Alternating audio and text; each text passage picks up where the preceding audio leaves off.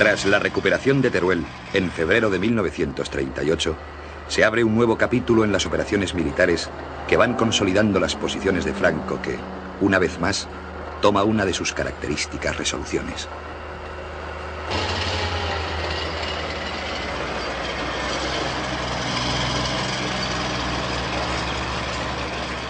En lugar de aprovechar la ocasión para avanzar hacia uno de los objetivos primordiales, como es Madrid, o bien para penetrar hacia Cataluña, opta por entretener una importante masa de sus tropas en el Maestrazgo, un laberinto de montañas difíciles, apenas pobladas y sin interés militar.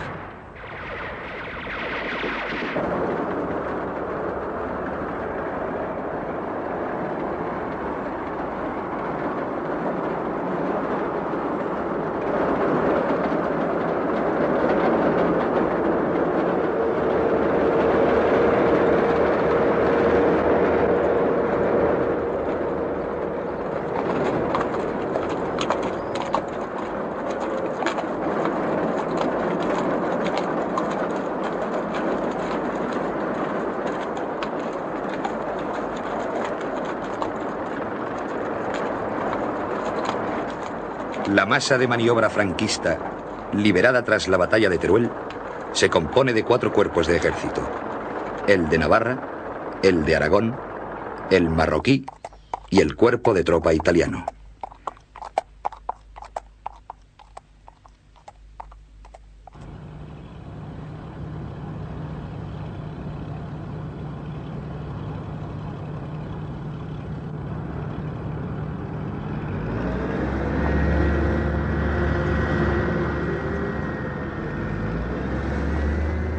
Son 100.000 soldados que disponen de 150 cañones contra solo 34.000 republicanos que apenas cuentan con 74. Se intenta compensar la diferencia con tropas del ejército de maniobra, internacionales y unidades sueltas de otros frentes.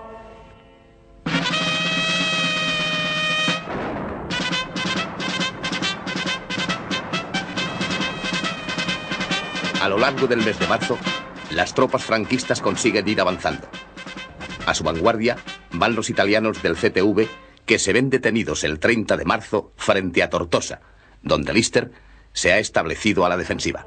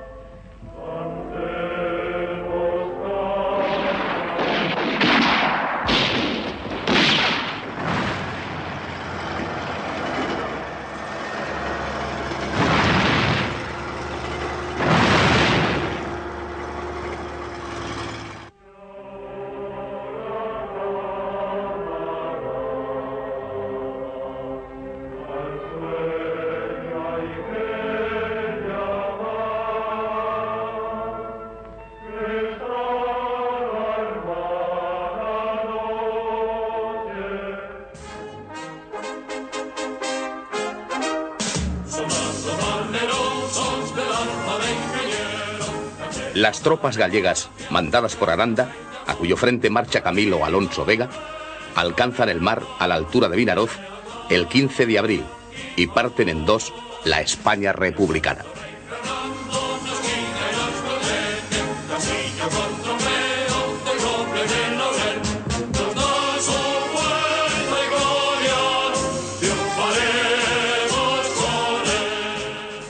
En la zona norte radican la sede de la Jefatura del Estado y del Gobierno, así como el Estado Mayor del General Rojo.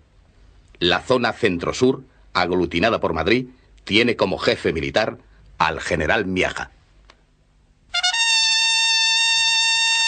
Semanas más tarde, el 31 de mayo, Franco realizará una visita a Vinaroz, acompañado por el jefe del Estado Mayor de la Armada, vicealmirante Juan Cervera Valderrama.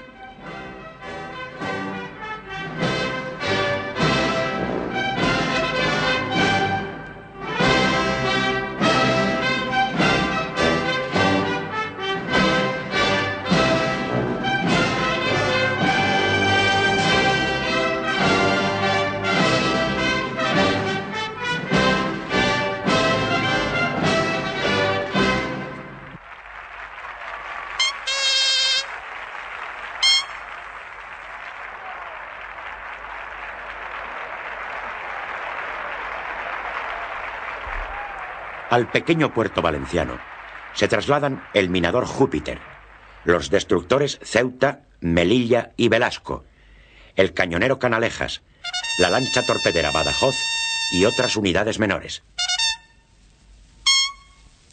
Las fuerzas de marinería formadas en parada en el muelle son revistadas por Franco, quien, entre otras cosas, dice: la consigna para los jefes es hacerse querer y respetar. Porque si esto hubiera pasado siempre, si hubiera habido cariño, habríamos tenido más marina y en estos momentos la bandera de España pasearía todavía con triunfo, y no digo con más gloria, porque ello es humanamente imposible.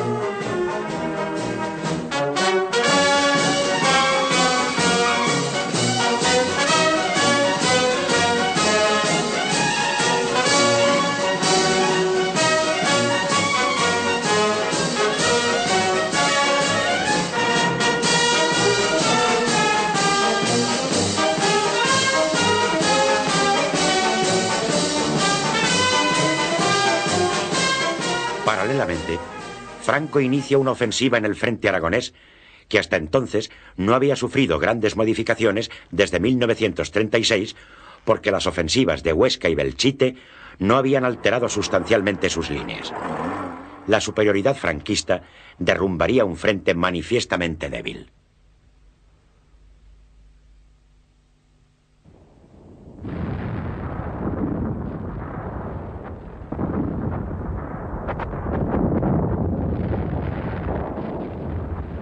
El ejército republicano está muy escaso de material y su situación resulta angustiosa a la espera de que el material soviético retenido en la frontera reciba la autorización de paso pertinente.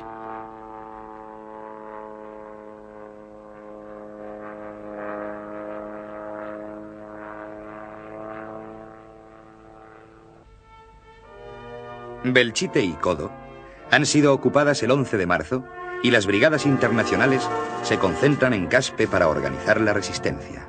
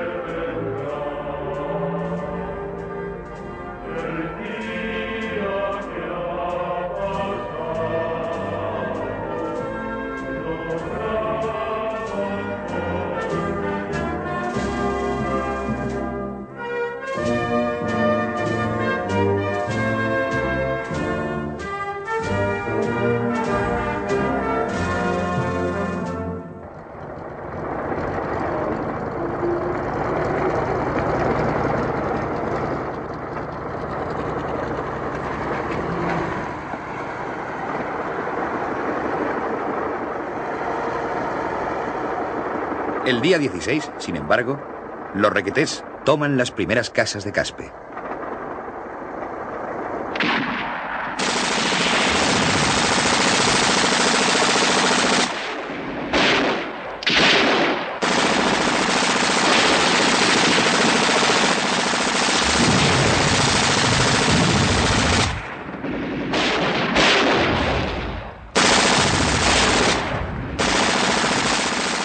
A pesar de su defensa, Tardienta es ocupada el día 22. A su vez, tras la toma de Alcubierre, se levanta el cerco de Huesca.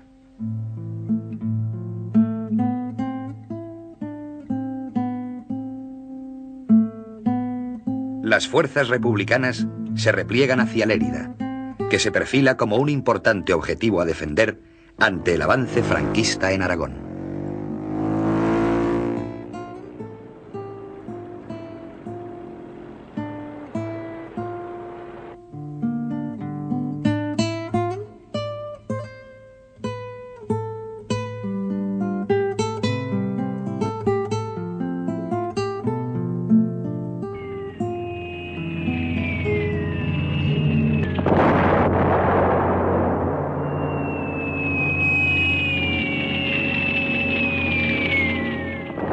Para ablandar el espíritu de resistencia y producir efectos intimidatorios, la aviación de Franco somete a la ciudad, el 27 de marzo, a un bombardeo que convierte en ruinas buena parte de sus edificios y causa numerosas víctimas. Algunas autoridades republicanas, entre ellas Álvarez del Valle, visitan Lérida y comprueban los desastres provocados por las bombas.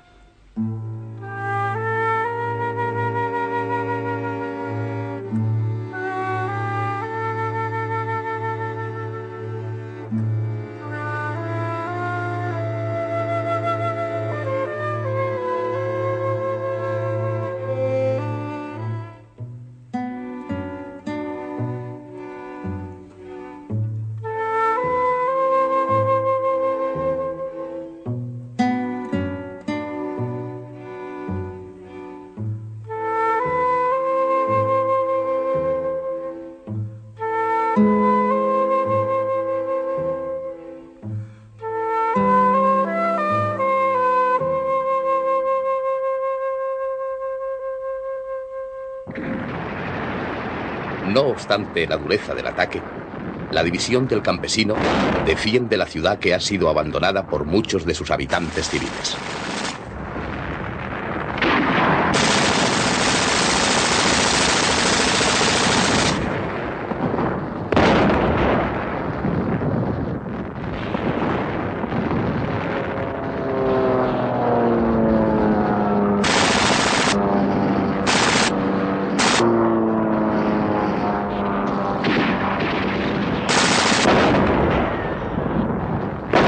El 3 de abril, un ataque enemigo en toda regla, que cuenta con apoyo aéreo, penetra en Lérida.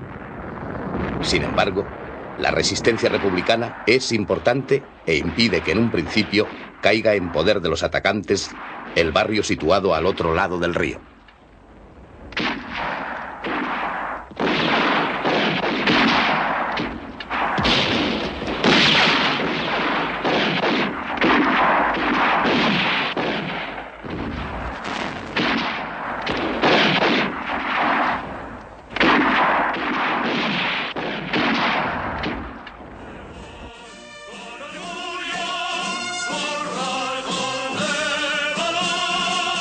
La destrucción del puente no impedirá que los franquistas atraviesen el cauce y completen la ocupación de la ciudad.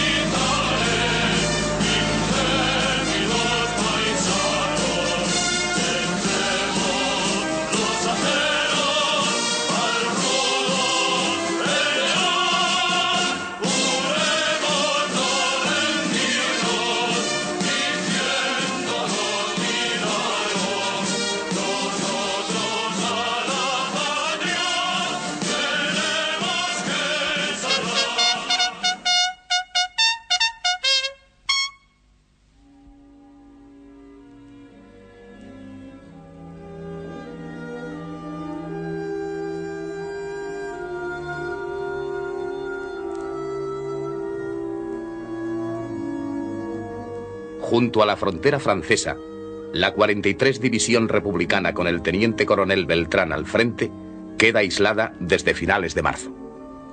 El territorio defendido es el doble que la isla de Ibiza. La división procura resistir hasta que la población civil pueda cruzar la frontera.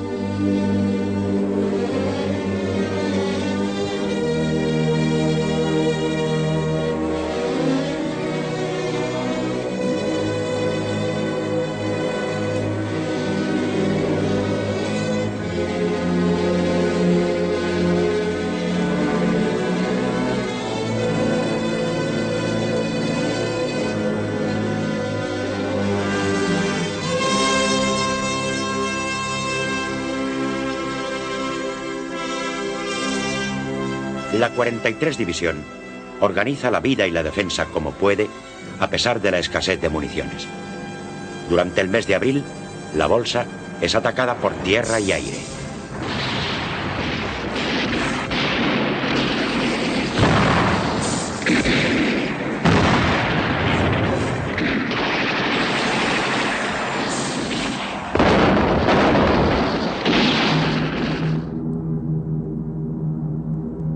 El 15 de mayo la visitan Negrín y Rojo, y días después la división participa en la ofensiva contra Balaguer y Tremp, que fracasa. El enemigo acumula contra la Bolsa una gran cantidad de tropas bien dotadas de artillería y aviación.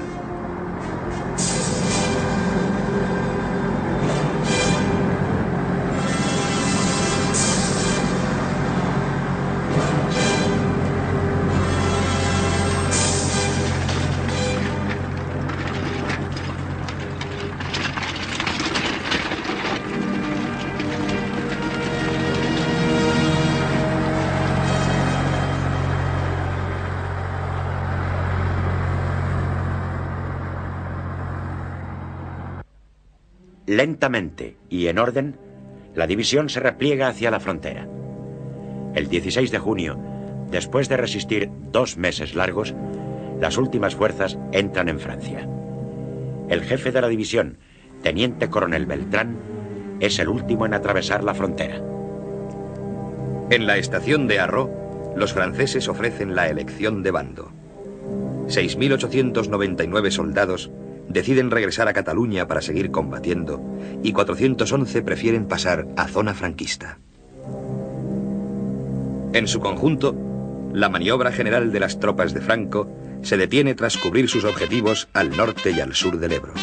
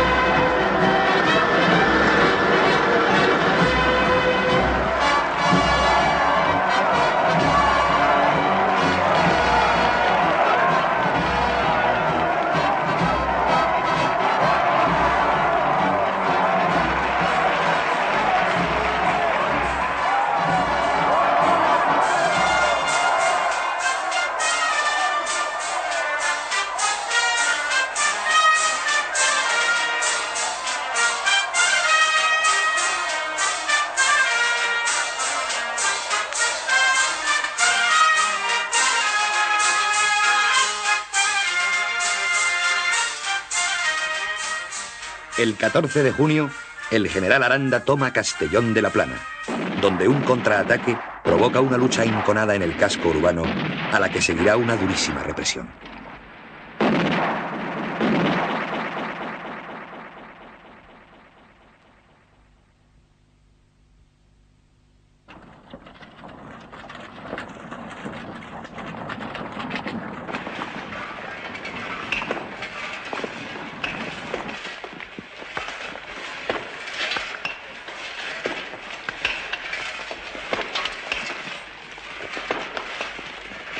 Los republicanos se esfuerzan en reorganizarse para una defensa adecuada. Aunque la capacidad de resistencia militar de la República, tras el esfuerzo de Teruel, parece haberse derrumbado, y el peligro comienza a cernirse sobre Valencia, ciudad a la que los atacantes pueden llegar, bien siguiendo la costa, bien desde sus antiguas posiciones del río Alfambra. A partir de principios de 1938, los bombardeos aéreos y navales contra los puertos, aeródromos y las poblaciones de la retaguardia de la zona republicana se incrementan progresivamente.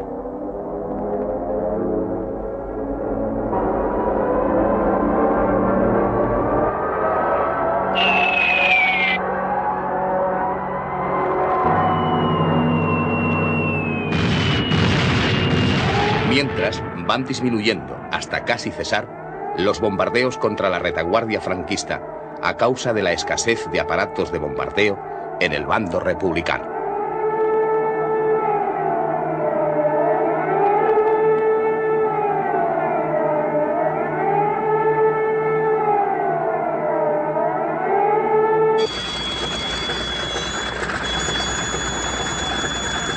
Sin embargo, la Fuerza Aérea franquista aumenta progresivamente con la decisiva contribución de las aviaciones italiana y alemana. Y además, dispone de la isla de Mallorca, que opera como un gigantesco portaaviones frente al territorio republicano mediterráneo, lo que le permite incrementar sus acciones de bombardeo. La República efectuará sobre la retaguardia franquista cerca de 50 bombardeos a lo largo de 1938.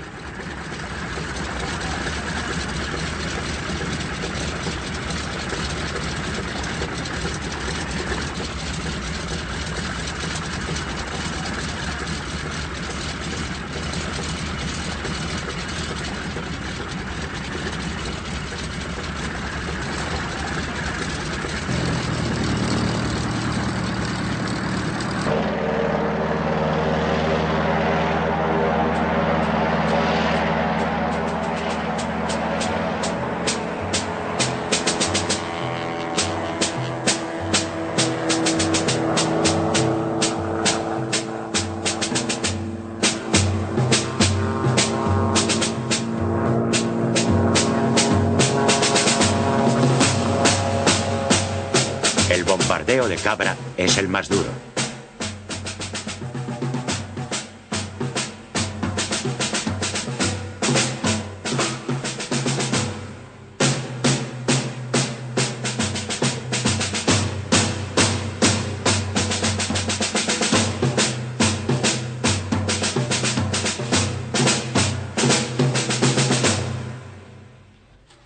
Tres aparatos republicanos, a primeras horas de la mañana, arrojan unas 30 bombas que caen en puntos céntricos de la localidad, como la Plaza de Abastos y la calle Platerías.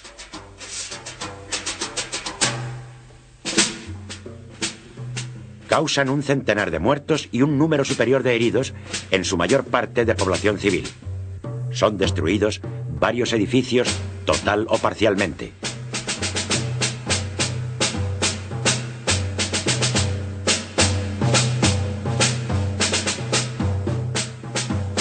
El número de víctimas de los bombardeos republicanos sobre la retaguardia franquista, desde enero de 1938 hasta el final de la guerra, se cifra en unos 300 muertos y un número muy superior de heridos.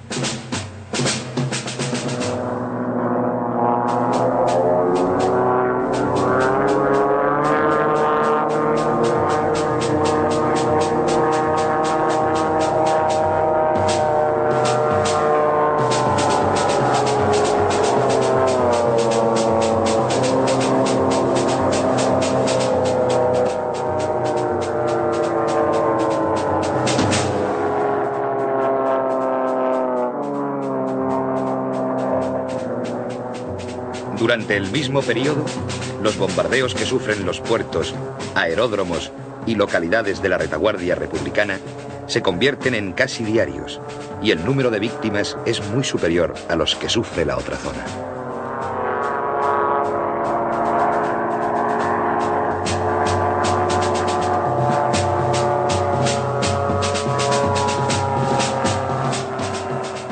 Solo en el mes de enero, Cataluña sufrió cerca de 20 incursiones aéreas, entre las que destaca el bombardeo de Reus del día 24. Es la sexta vez que la población es bombardeada en este mes de enero. Las bombas destruyen numerosos edificios civiles del centro de la ciudad y causan numerosas víctimas. Durante la guerra, más de 200 personas de Reus mueren víctimas de los bombardeos.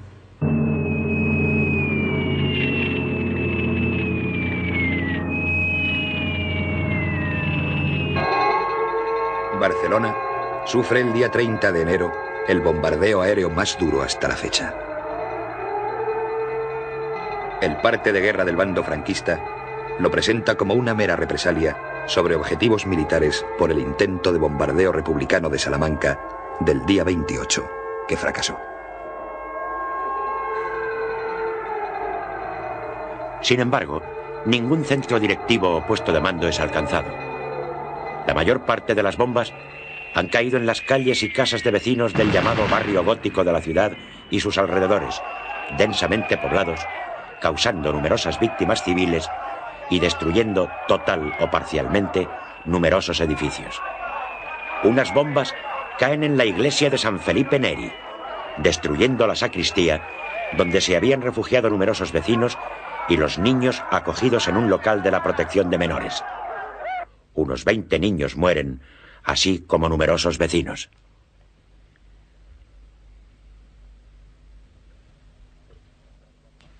Otras bombas caen en la boca de un refugio, causando también numerosas víctimas civiles.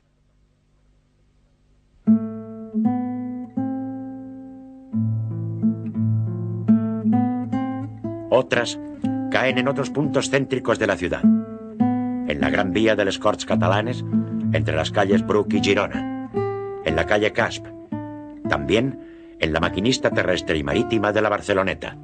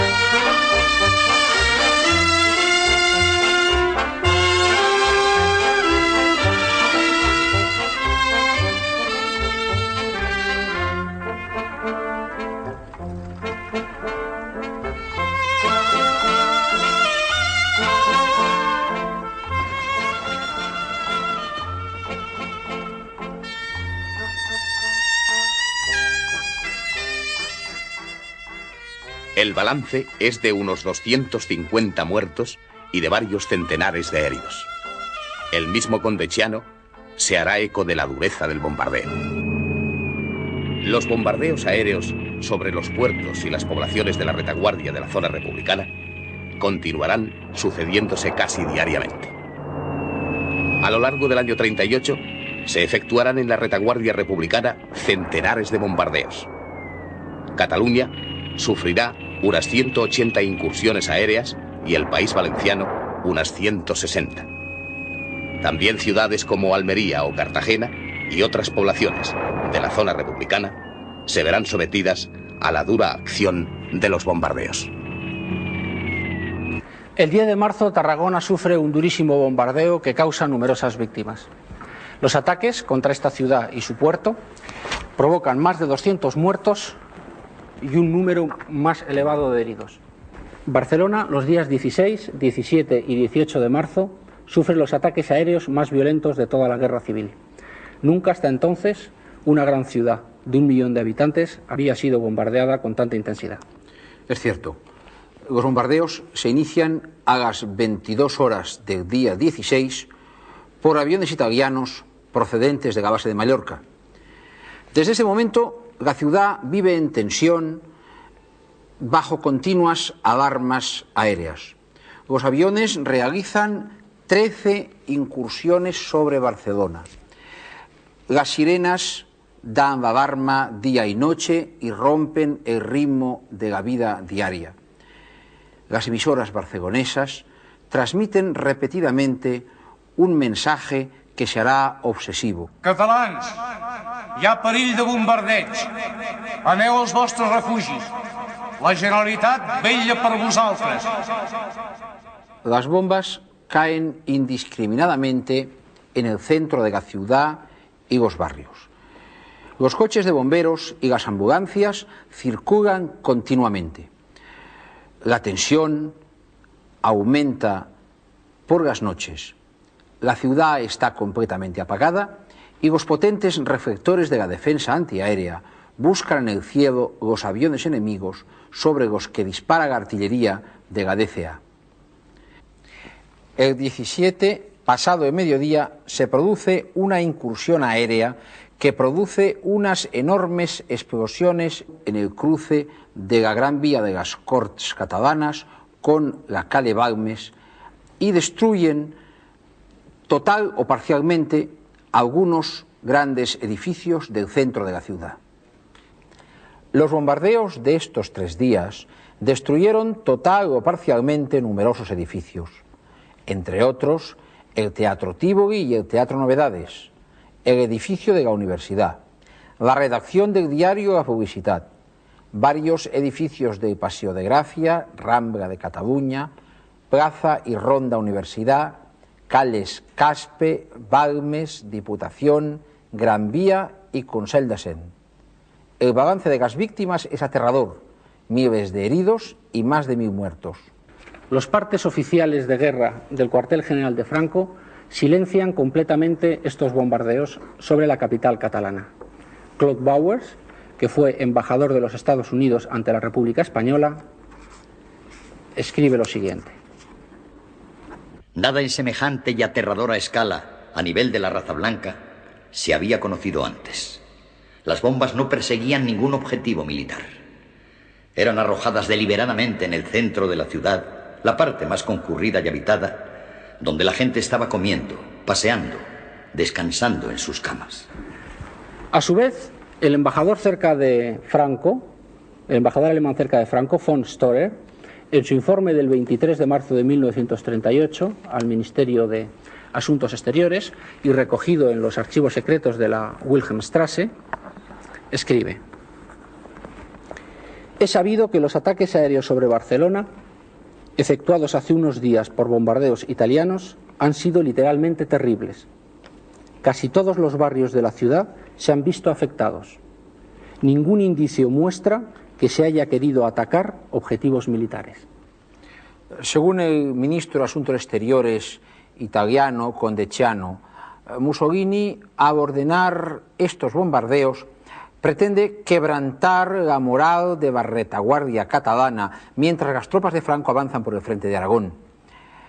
Miles de personas van a dormir a las poblaciones vecinas, otras lo hacen en los túneles del metro o en los refugios. Cunde el pánico en algunas industrias, en algunos comercios e incluso en algunos centros oficiales. Pero, sin embargo, la mayor parte de la población resiste. El mismo embajador americano, Bowers, dice: después de los bestiales bombardeos de Barcelona, miles de personas hasta entonces en letargo se vuelven activas.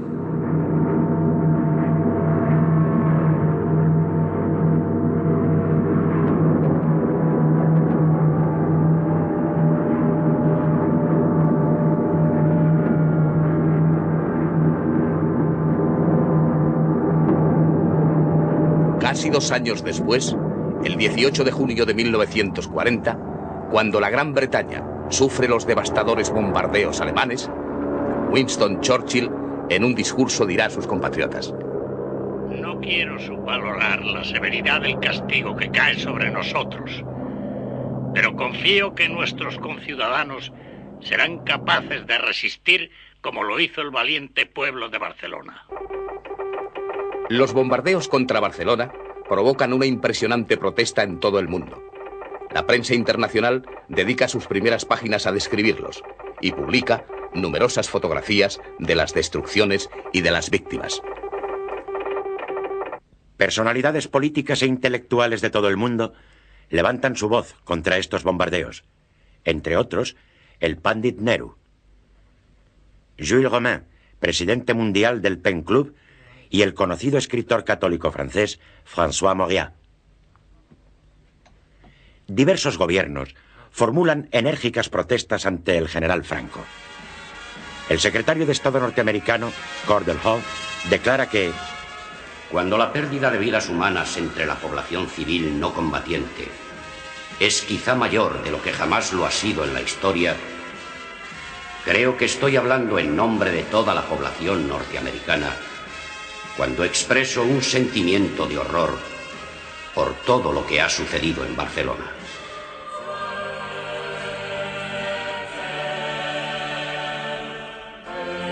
el Vaticano también levanta su voz contra los bombardeos de Barcelona mediante su diario L'Osservatore Romano.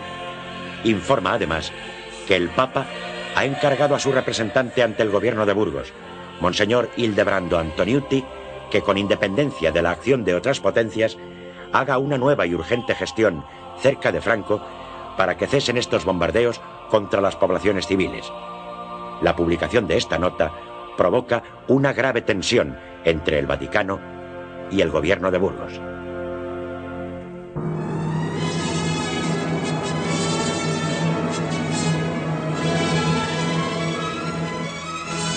La protesta internacional no es del todo inútil. El 19 de marzo cesan aquellos bombardeos indiscriminados sobre Barcelona. Pero los bombardeos casi diarios continuarán sobre la zona republicana. El 27 de marzo, mientras las tropas del general Franco avanzan por el frente de Aragón, la ciudad de Lérida sufre el bombardeo más devastador. Una buena parte de la ciudad se convierte en ruinas. Mueren varios centenares de personas y son muy numerosos los heridos.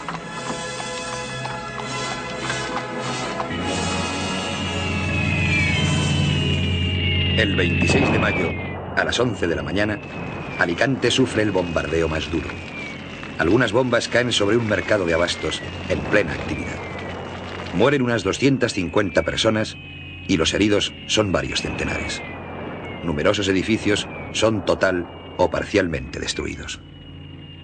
El puerto y la ciudad de Alicante sufren numerosos bombardeos aéreos y marítimos durante la guerra. Sus víctimas se calculan en unos 500 muertos y alrededor de 1.500 heridos.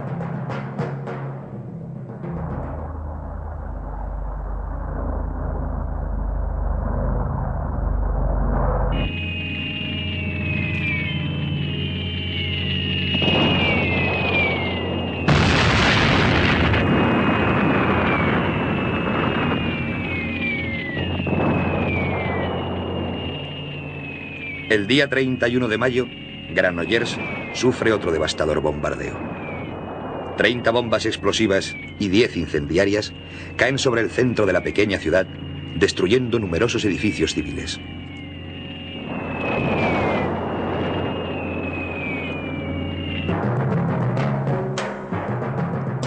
El balance es unos 250 muertos, el 75% de los cuales son mujeres y niños, y unos 500 heridos. Algunos hablarán de un nuevo Guernica.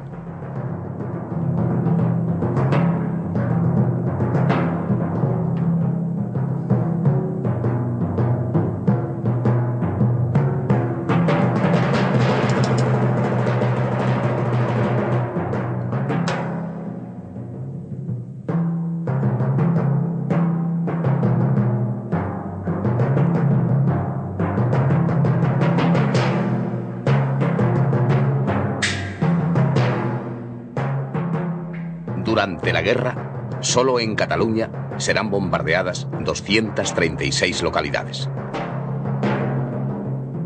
En total, se cifran en 5.000 muertos, con un número muy superior de heridos, las víctimas de los bombardeos en la retaguardia catalana durante la guerra.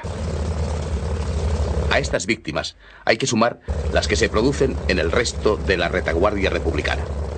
Su número total no ha sido aún investigado, pero muy probablemente se sitúa en torno a los 4.000 muertos. Así, en la retaguardia republicana, alrededor de 9.000 personas murieron a consecuencia de los bombardeos.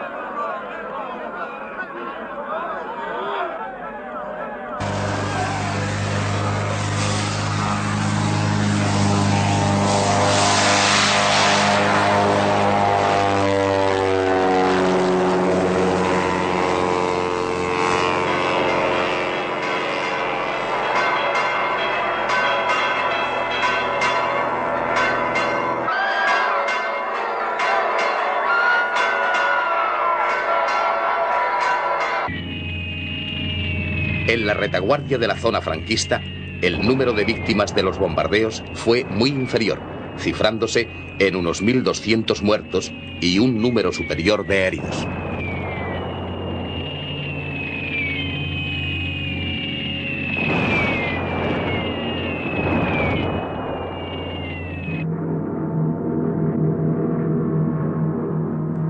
Muchos de los bombardeos aéreos franquistas son dirigidos contra los puertos republicanos del Mediterráneo, aunque a menudo afectan también a las poblaciones civiles.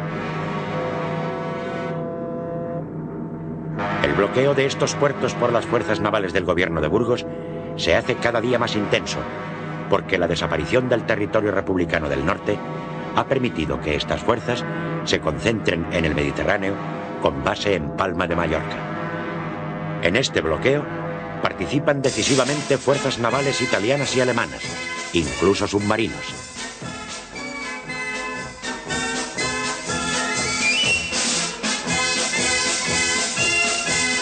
Son numerosos los buques mercantes con bandera republicana o extranjera que transportan alimentos o material de guerra que son hundidos o apresados antes de llegar a los puertos republicanos. Otros buques son hundidos o averiados en estos puertos, como el de Barcelona, el de Tarragona, el de Valencia, el de Alicante y el de Cartagena al desembarcar su carga. El gobierno republicano da a conocer largas relaciones de estos buques.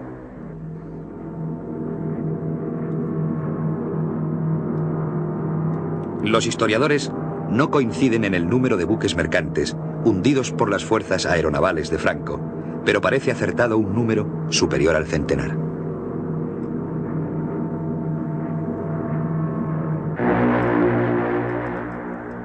Este bloqueo creciente, que no consiguen impedir la marina y la aviación republicanas, provoca una fuerte disminución de los suministros de alimentos, combustible y material de guerra a la zona en poder del gobierno de la República.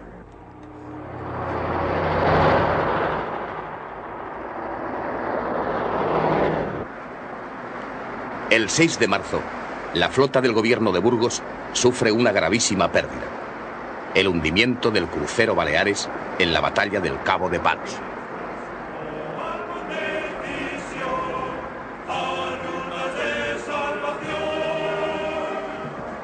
En la madrugada de este día, una formación de unidades republicanas se cruza con la división de cruceros franquistas, Baleares, Canarias y Cervera, que escolta a un importante convoy procedente de Italia.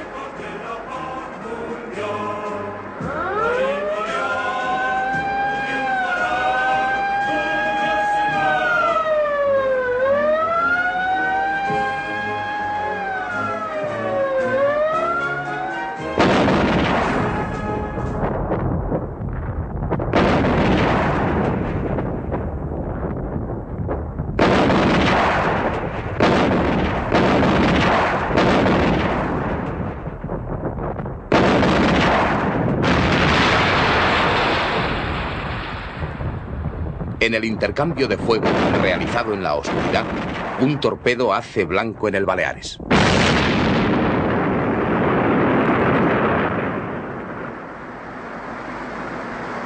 El jefe de la flota republicana, Luis González Urbieta, que no quiere exponerse a sufrir alguna pérdida, ordena poner proa a Cartagena. A las 5 de la mañana, 3 horas después del impacto, el Baleares se hunde con el almirante Vierna y casi 800 tripulantes a bordo. 2 destructores británicos salvan al resto de la tripulación.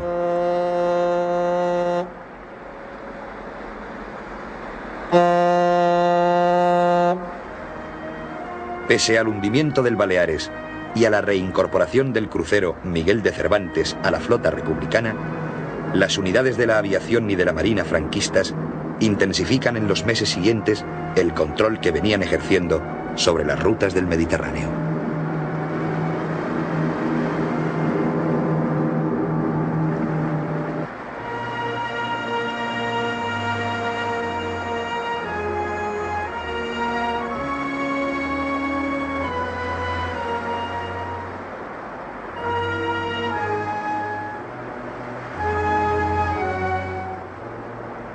La posterior incorporación del crucero Navarra a la flota de Franco permiten a los franquistas consolidar de forma definitiva su dominio sobre las vitales rutas mediterráneas.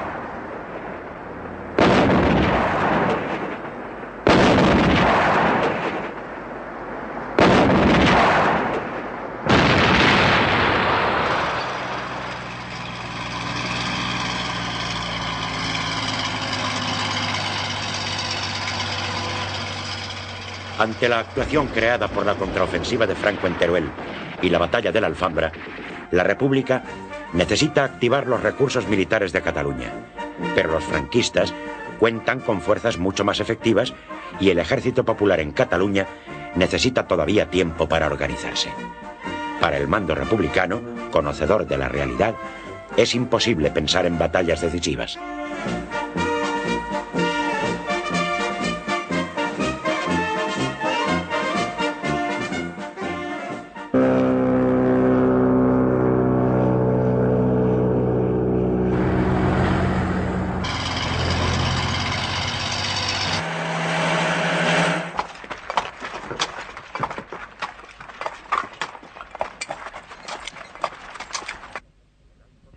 El alto mando franquista proyecta una ofensiva de gran vuelo. Un inmenso frente en forma de arco se extiende desde los Montes Universales hasta el Mediterráneo a la altura de Alcover, con un vértice en Ejulbe. Parecía más lógico continuar la presión sobre Cataluña, pero Franco opta por Valencia.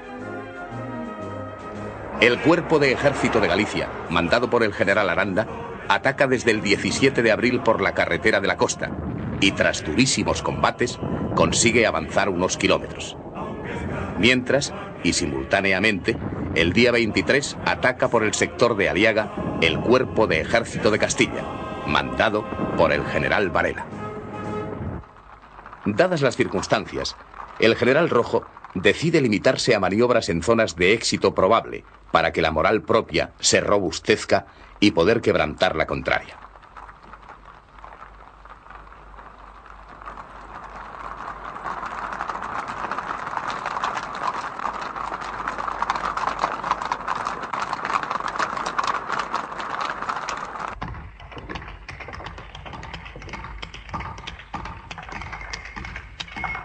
El conjunto estratégico consiste en resistir el avance franquista en Valencia, llevar a cabo una ofensiva en el frente del Ebro, reorganizar el ejército de la zona centro, ejecutar el llamado Plan P y otra ofensiva en Mérida-Badajoz para aislar Andalucía de la zona enemiga y favorecer un levantamiento popular.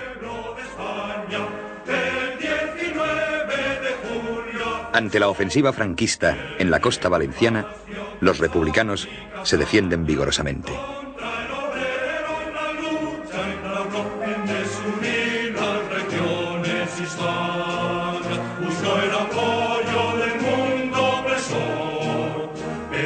A partir de ese momento, los franquistas concentran sus esfuerzos en romper la línea Viver-Segorbe-Sagunto, que defiende Valencia.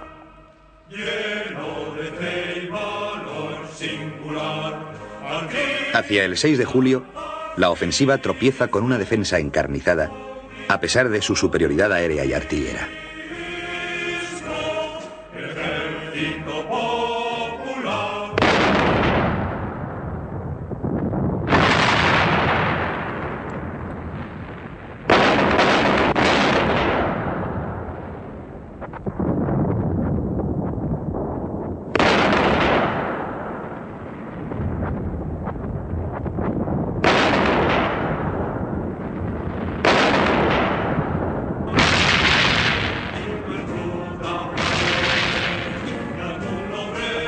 La defensa republicana es muy sólida, tiene reservas y una moral excelente.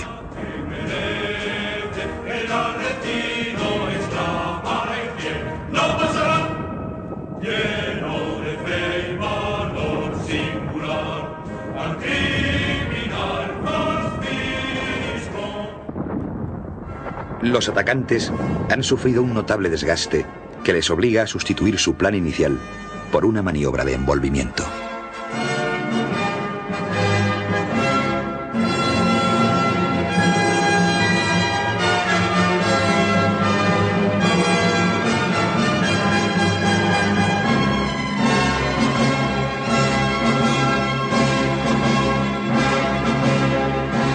Antes de que puedan llevarla a cabo, los republicanos cruzarán el Ebro por sorpresa e iniciarán la mayor batalla de la guerra.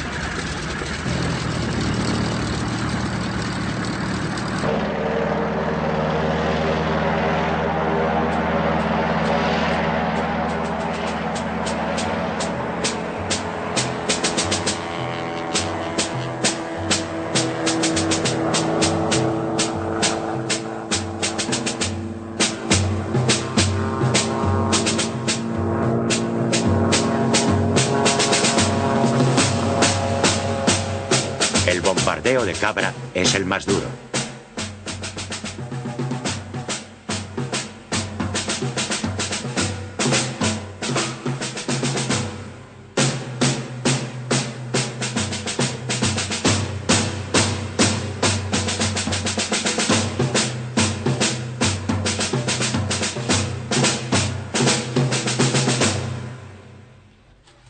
Tres aparatos republicanos, a primeras horas de la mañana, arrojan unas 30 bombas que caen en puntos céntricos de la localidad, como la Plaza de Abastos y la calle Platerías.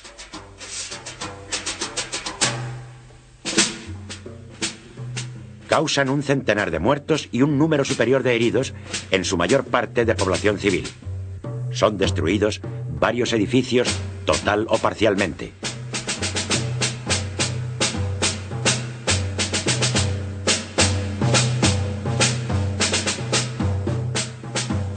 El número de víctimas de los bombardeos republicanos sobre la retaguardia franquista, desde enero de 1938 hasta el final de la guerra, se cifra en unos 300 muertos y un número muy superior de heridos.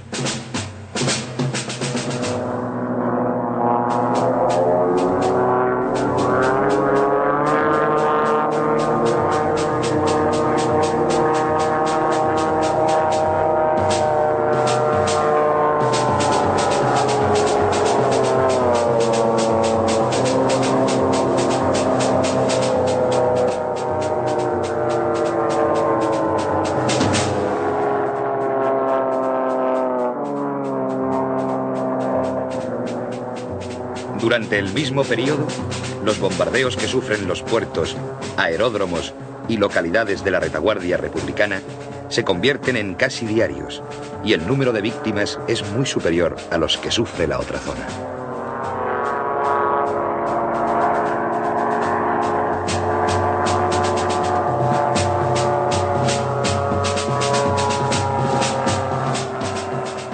Solo en el mes de enero, y poder quebrantar la contraria.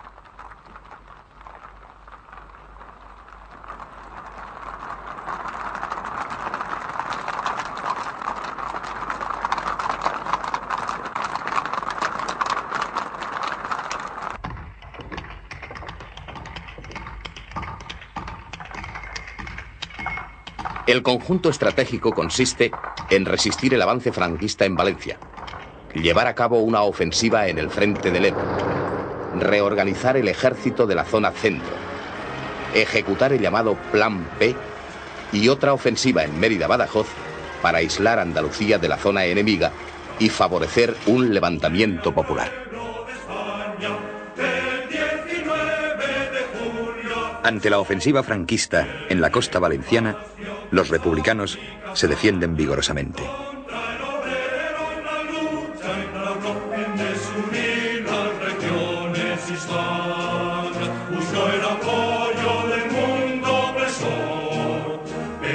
A partir de ese momento, los franquistas concentran sus esfuerzos en romper la línea Viver-Segorbe-Sagunto que defiende Valencia.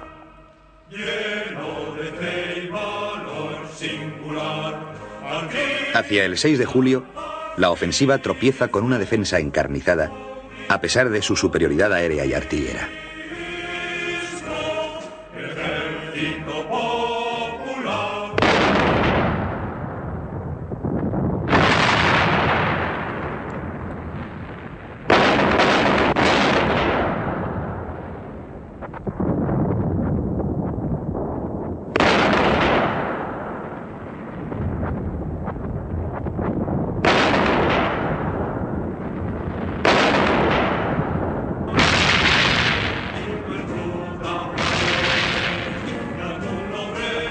La defensa republicana es muy sólida, tiene reservas y una moral excelente.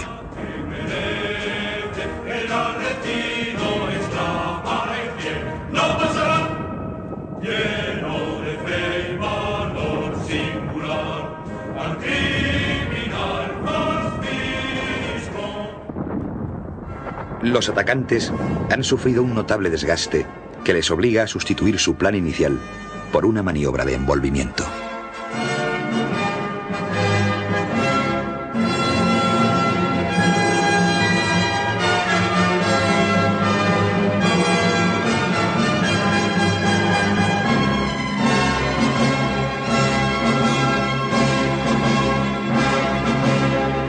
Antes de que puedan llevarla a cabo, los republicanos cruzarán el Ebro por sorpresa e iniciarán la mayor batalla de la guerra.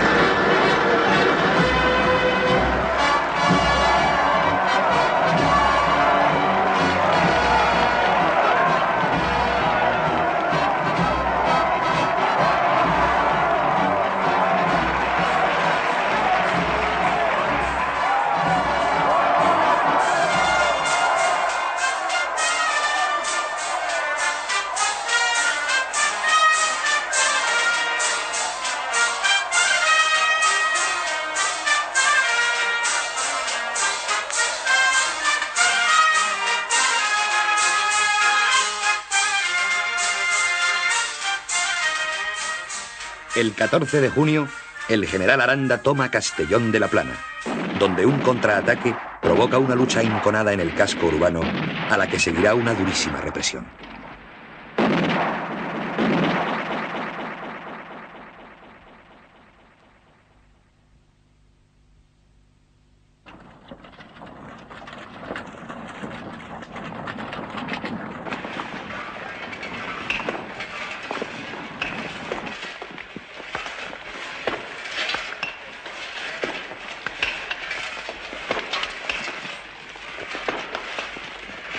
Los republicanos se esfuerzan en reorganizarse para una defensa adecuada.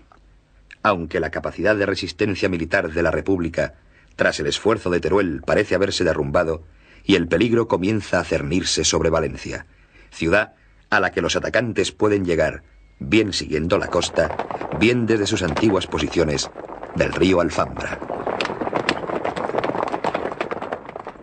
A partir de principios de 1938, los bombardeos aéreos y navales contra los puertos, aeródromos y las poblaciones de la retaguardia de la zona republicana se incrementan progresivamente.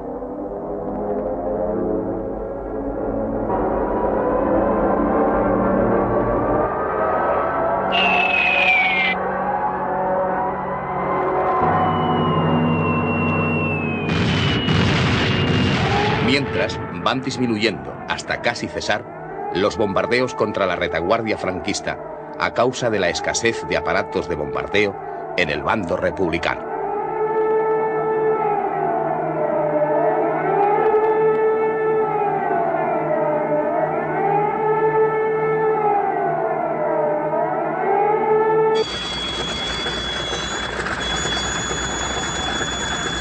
Sin embargo, la Fuerza Aérea franquista aumenta progresivamente con la decisiva contribución de las aviaciones italiana y alemana. Y además, dispone de la isla de Mallorca, que opera como un gigantesco portaaviones frente al... Belchite y Codo han sido ocupadas el 11 de marzo y las brigadas internacionales se concentran en Caspe para organizar la resistencia.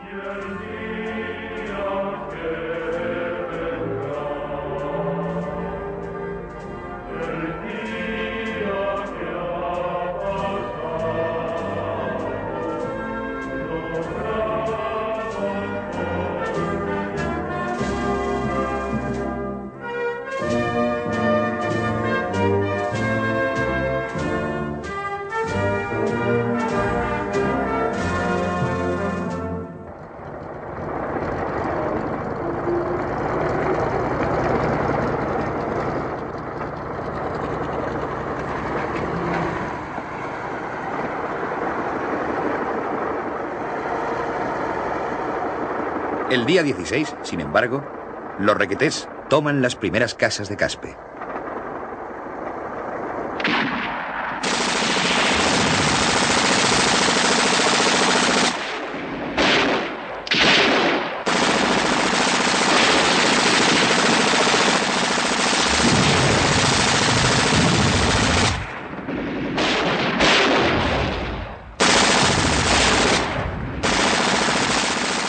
A pesar de su defensa, Tardienta es ocupada el día 22. A su vez, tras la toma de Alcubierre, se levanta el cerco de Huesca.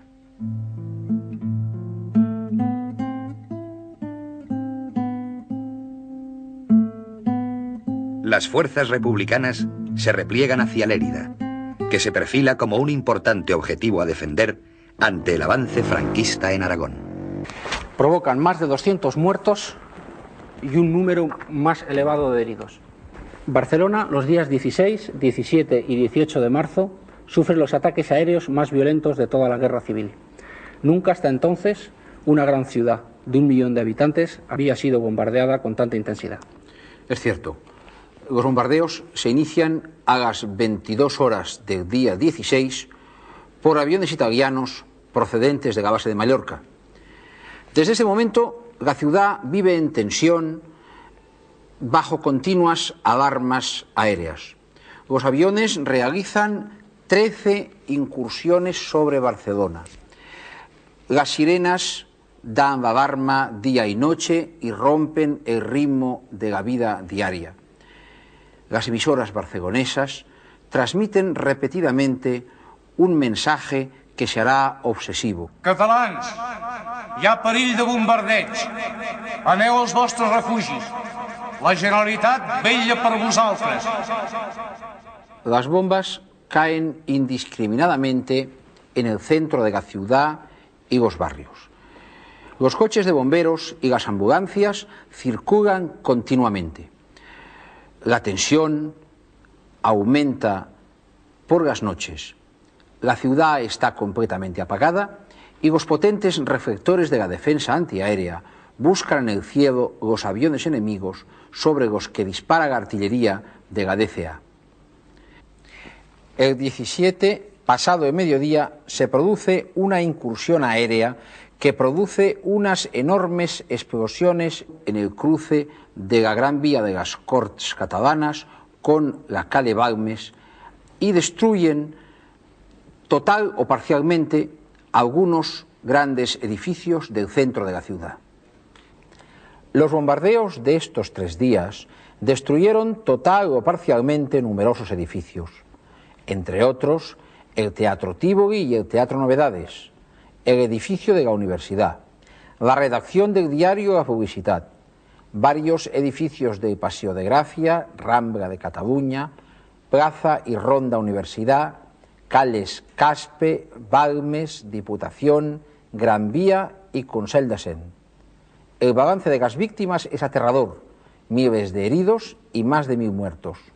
Los partes oficiales de guerra del cuartel general de Franco silencian completamente estos bombardeos sobre la capital catalana. Claude Bowers, que fue embajador de los Estados Unidos ante la República Española, escribe lo siguiente. Nada en semejante y aterradora escala, a nivel de la raza blanca, se había conocido antes.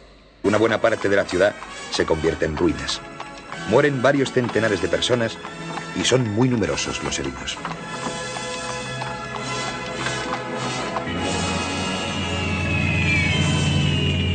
El 26 de mayo, a las 11 de la mañana, Alicante sufre el bombardeo más duro.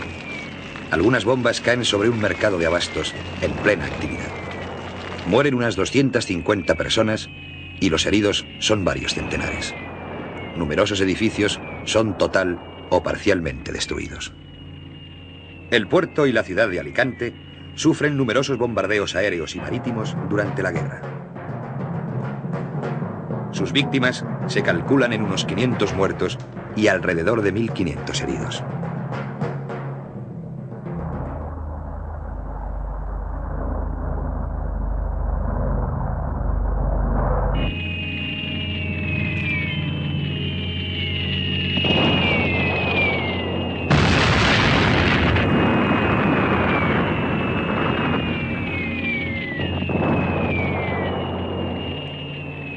El día 31 de mayo, Granollers sufre otro devastador bombardeo. 30 bombas explosivas y 10 incendiarias caen sobre el centro de la pequeña ciudad, destruyendo numerosos edificios civiles.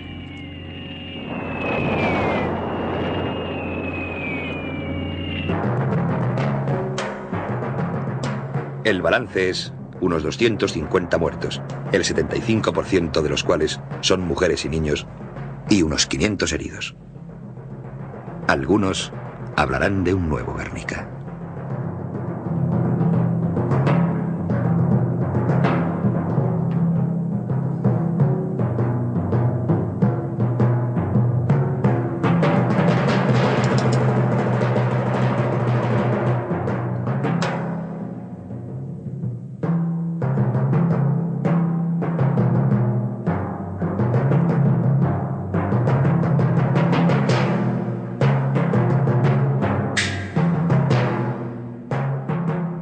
Durante la guerra, solo en Cataluña serán bombardeadas 236 localidades. En total, se cifran en 5.000 muertos, con un número muy superior de heridos, las víctimas de los bombardeos en la retaguardia catalana durante la guerra. A estas víctimas hay que sumar las que se producen en el resto de la retaguardia republicana. Su número total no ha sido aún investigado, pero muy probablemente se sitúa en torno a los 4.000 muertos. Así, en la retaguardia republicana, alrededor de 9.000 personas murieron a consecuencia de los bombardeos.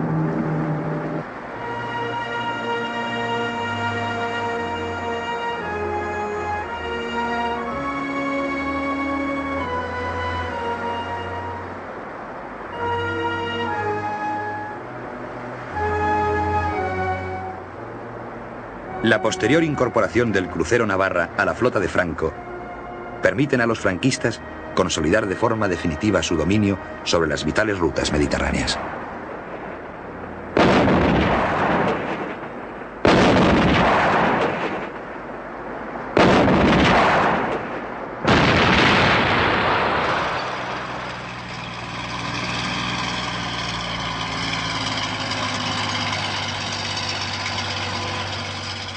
Ante la actuación creada por la contraofensiva de Franco en Teruel y la batalla de la Alfambra, la República necesita activar los recursos militares de Cataluña.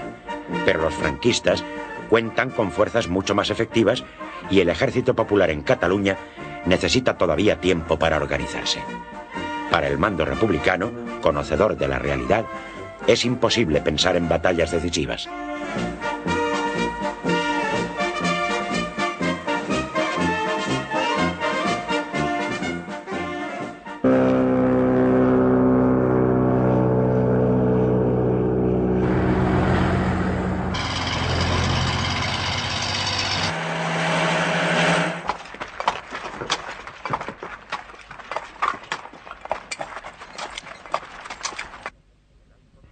El alto mando franquista proyecta una ofensiva de gran vuelo. Un inmenso frente en forma de arco se extiende desde los Montes Universales hasta el Mediterráneo a la altura de Alcover, con un vértice en Ejulbe. Parecía más lógico continuar la presión sobre Cataluña, pero Franco opta por Valencia. El Cuerpo de Ejército de Galicia, mandado por el general Aranda, ataca desde el 17 de abril por la carretera de la costa y tras durísimos combates consigue avanzar unos kilómetros. Mientras, y simultáneamente, el día 23 ataca por el sector de Aliaga el Cuerpo de Ejército de Castilla, mandado por el general Varela. Dadas las circunstancias, el general Rojo decide limitarse a maniobras en zonas de éxito probable para que la moral propia se robustezca y poder quebrantar la contraria.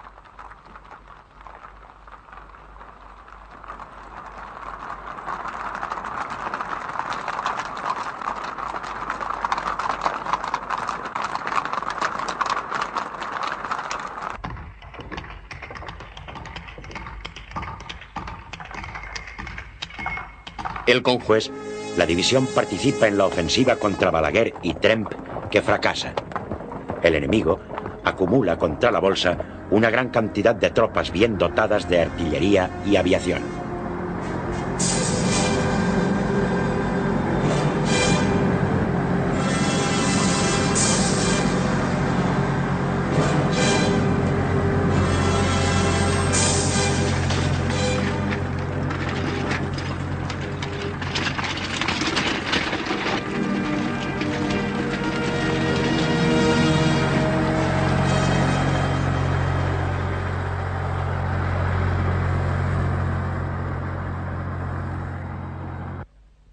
Lentamente y en orden, la división se repliega hacia la frontera.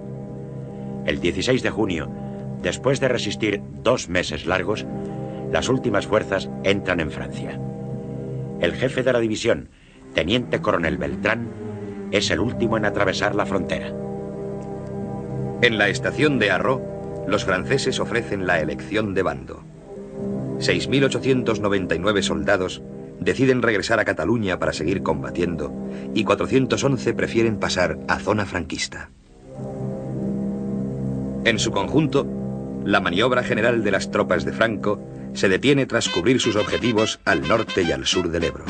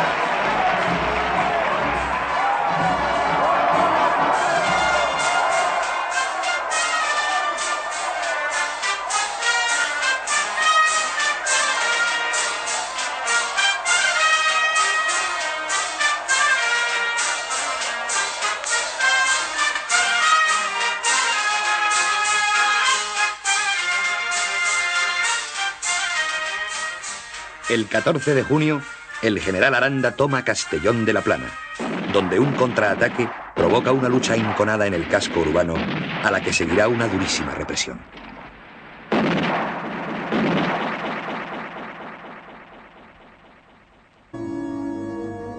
Junto a la frontera francesa, la 43 División Republicana con el teniente coronel Beltrán al frente queda aislada desde finales de marzo.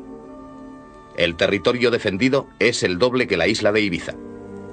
La división procura resistir hasta que la población civil pueda cruzar la frontera.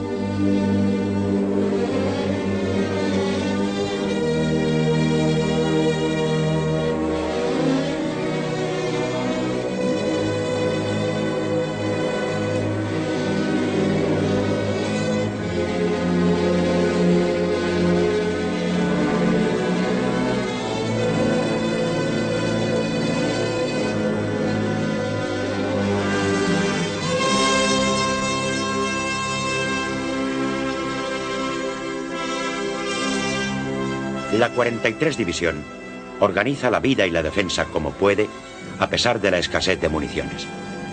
Durante el mes de abril, la Bolsa es atacada por tierra y aire.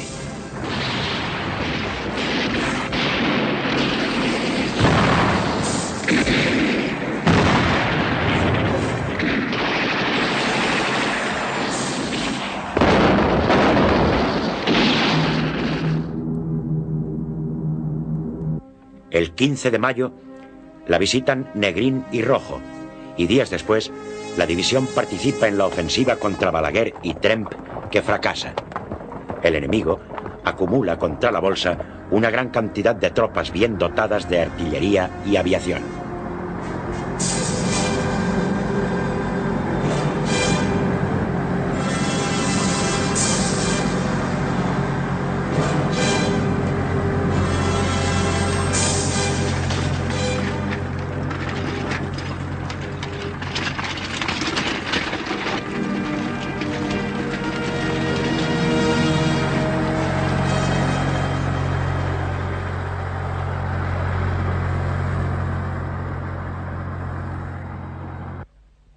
Lentamente y en orden, la división se repliega hacia la frontera. El 16 de junio, después de resistir 2 meses largos, las últimas fuerzas entran en Francia. El jefe de la división, teniente coronel Beltrán, es el último en atravesar la frontera. En la estación de Arro, los franceses ofrecen la elección de bando.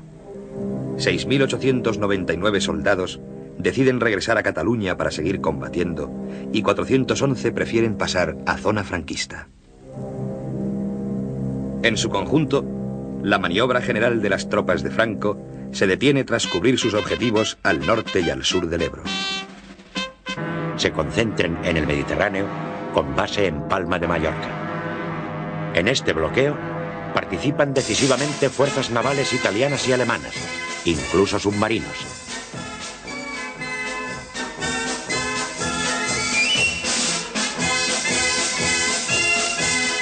Son numerosos los buques mercantes con bandera republicana o extranjera que transportan alimentos o material de guerra que son hundidos o apresados antes de llegar a los puertos republicanos. Otros buques son hundidos o averiados en estos puertos, como el de Barcelona, el de Tarragona, el de Valencia, el de Alicante y el de Cartagena al desembarcar su carga. El gobierno republicano da a conocer largas relaciones de estos buques.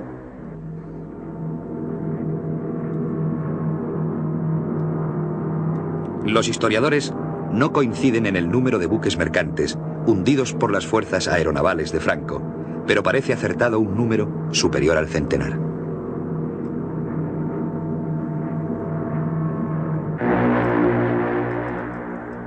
Este bloqueo creciente, que no consiguen impedir la Marina y la aviación republicanas, provoca una fuerte disminución de los suministros de alimentos, combustible y material de guerra a la zona en poder del gobierno de la República.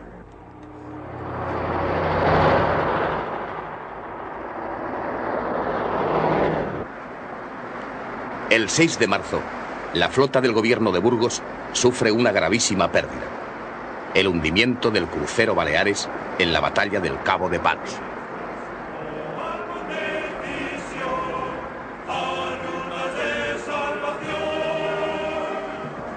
En la madrugada de este día, una formación de unidades republicanas se cruza con la división de cruceros franquistas, Baleares, Canarias y Cervera, que escolta a un importante convoy procedente de Italia.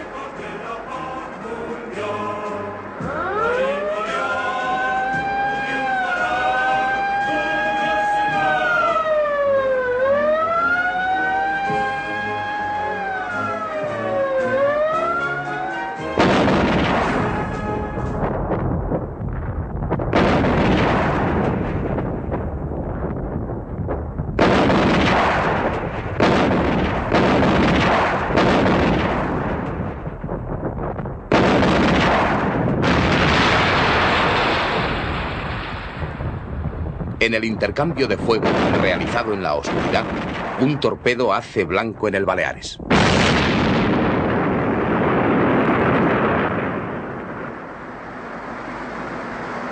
El jefe de la flota republicana. Mientras van disminuyendo hasta casi cesar los bombardeos contra la retaguardia franquista a causa de la escasez de aparatos de bombardeo en el bando republicano.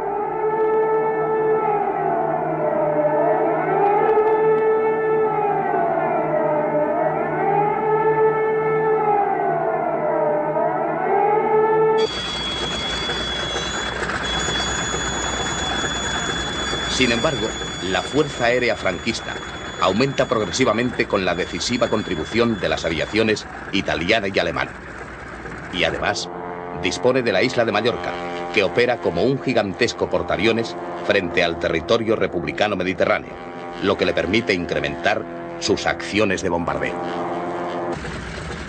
La República efectuará sobre la retaguardia franquista cerca de 50 bombardeos a lo largo de 1938.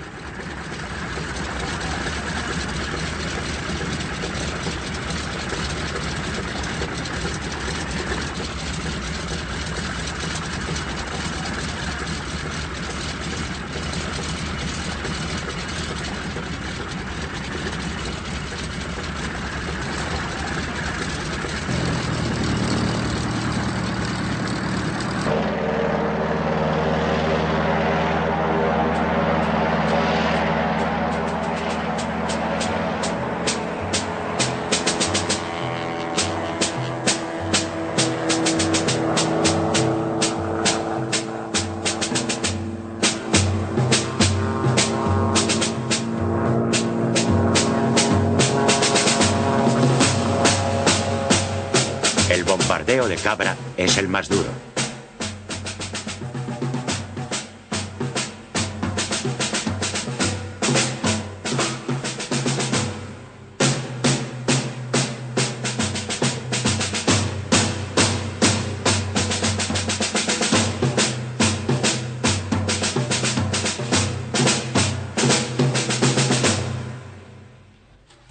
Tres aparatos republicanos, a primeras horas de la mañana, arrojan unas 30 bombas que caen en puntos céntricos de la localidad, como la Plaza de Abastos y la calle Platerías.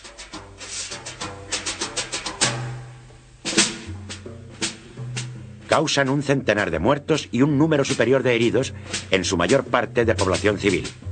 Son destruidos varios edificios, total o parcialmente.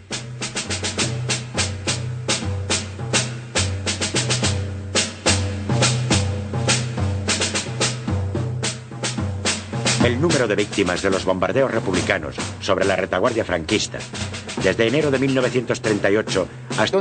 realizan 13 incursiones sobre Barcelona. Las sirenas dan la alarma día y noche y rompen el ritmo de la vida diaria. Las emisoras barcelonesas transmiten repetidamente un mensaje que será obsesivo. Catalans, hi ha perill de bombardeig.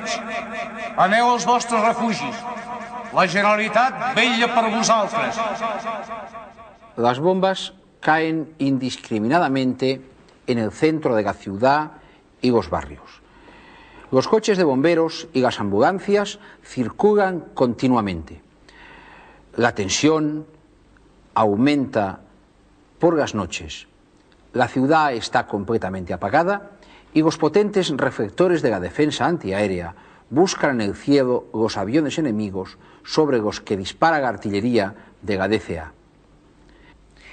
El 17, pasado el mediodía, se produce una incursión aérea que produce unas enormes explosiones en el cruce de la Gran Vía de las Corts catalanas con la calle Balmes y destruyen total o parcialmente algunos grandes edificios del centro de la ciudad.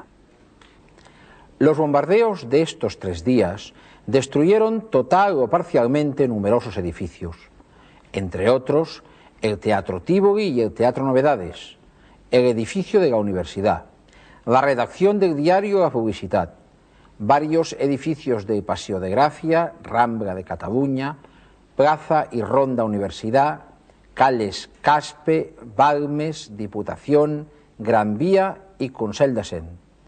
El balance de las víctimas es aterrador, miles de heridos y más de 1000 muertos. Los partes oficiales de guerra del cuartel general de Franco silencian completamente estos bombardeos sobre la capital catalana. Claude Bowers, que fue embajador de los Estados Unidos ante la República Española, escribe lo siguiente. Nada en semejante y aterradora escala, a nivel de la raza blanca, se había conocido antes. Las bombas no perseguían ningún objetivo militar. Eran arrojadas deliberadamente en el centro de la ciudad, la parte más concurrida y habitada, donde la gente estaba comiendo, paseando, descansando en sus camas. A su vez, el embajador alemán cerca de Franco, von Storer, en su informe del 23 de marzo de 1938 al Ministerio de Asuntos Exteriores y recogido en los archivos secretos de la Wilhelmstrasse, escribe: he sabido que los ataques aéreos sobre Barcelona, efectuados hace unos días por